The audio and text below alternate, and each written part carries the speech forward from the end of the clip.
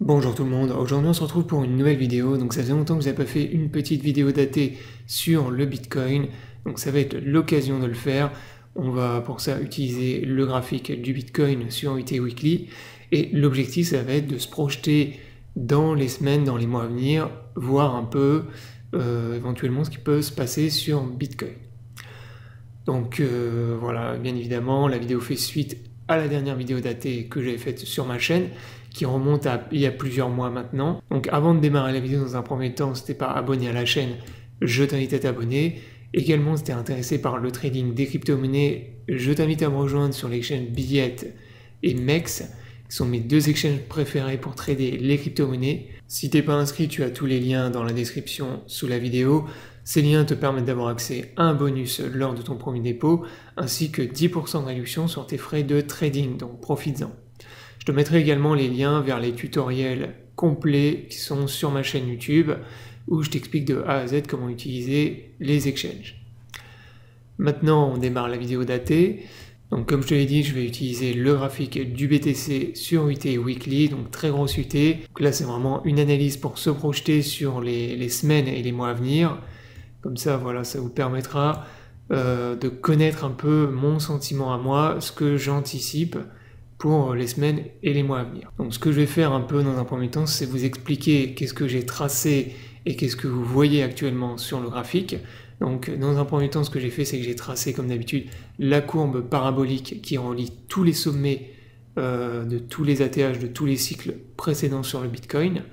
Donc là, l'ATH qu'on avait fait en 2011, celui de 2014, 2017, 2021, etc.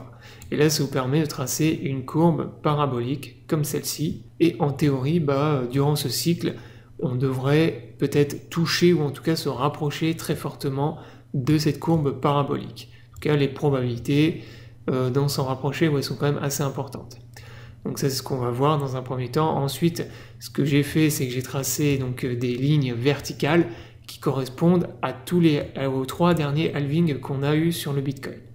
Donc là, l'halving de 2016, 2020 et 2024. Donc ensuite, j'ai tracé donc à un intervalle de temps ici, en fait, en partant de l'halving jusqu'à l'ATH de chaque cycle. Donc le plus haut que le Bitcoin a atteint à chaque fois.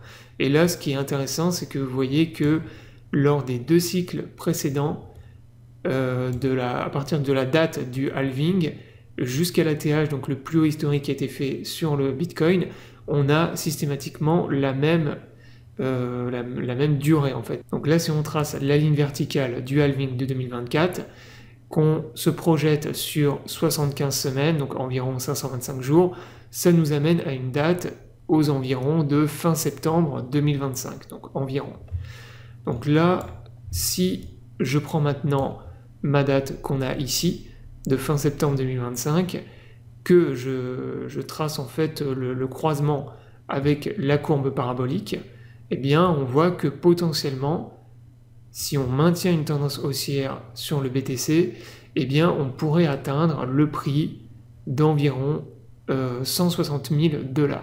Donc aux alentours, on va dire entre 150 et 160 000 $. Donc ça, c'est vraiment la target si on maintient une tendance haussière et qu'on continue à évoluer à l'intérieur du pattern que vous avez ici. Donc ça, c'est le pattern pour terminer donc l'analyse. Le pattern que je surveille le plus et de très très près, c'est le canal que vous avez ici. Donc je vais mettre là d'une autre couleur. Donc là, je l'ai mis en jaune pour bien le différencier. Donc là, vous voyez que en fait, depuis fin 2022, depuis le bottom du dernier bear market, eh bien le Bitcoin il évolue à l'intérieur de ce canal, donc qui maintient une tendance haussière depuis 2 ans et demi maintenant. Donc tant qu'on évolue en fait à l'intérieur de ce pattern, de ce canal, on est toujours dans un marché haussier, donc dans une tendance qui est bullish. Donc il vaut mieux être longue et miser sur des positions, plutôt des positions longues. Inversement, si jamais plus tard on vient casser ce canal, eh bien pour moi le bull market est terminé. C'est-à-dire que ça c'est vraiment, comme je vous l'ai dit, le pattern ultime que moi je surveille le plus près. À la cassure de ce pattern, pour moi, sera un retournement de tendance sur Bitcoin et les crypto-monnaies. et ce sera retour du bear market. Mais tant que c'est pas le cas, tant qu'on continue à évoluer à l'intérieur, eh bien on maintient une tendance haussière et on peut venir atteindre la target que je vous ai donnée ici. Voilà, jusqu'à, en théorie, donc les 75 semaines en partant du halving. Alors bien sûr, ça reste théorique, puisque c'est une target qui se base sur les cycles précédents et qui part du principe qu'on va faire la même chose, ce qui n'est absolument pas garanti, bien évidemment. Là, on peut très bien déjà avoir fait le top, se retourner. C'est pour ça qu'il faut surveiller aussi de très près vraiment ce canal. Et en cas de cassure de ce pattern, pour moi, comme je vous l'ai dit, pour moi, le bull market est terminé et on repartirait dans une tendance baissière pour plusieurs mois. Voilà donc pour ce qui est de l'analyse. Donc en gros, ce que je mise, ce que je surveille pour les semaines et les mois à venir, donc à moyen terme, long terme.